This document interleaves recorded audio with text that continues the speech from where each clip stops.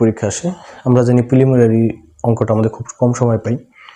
যদি আপনি বড় করে করতে চান, লিখিত পরীক্ষার সমাধান করতেন, তাহলে আপনাকে অবশ্যই যে আমরা বড় করে অঙ্কটা করালাম সেটা আপনাকে দেখে আসতে হবে।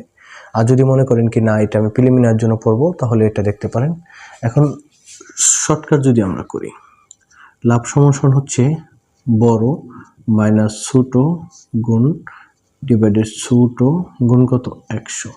এখন বড় বললে এটা কত 12, আর এটা কত 8।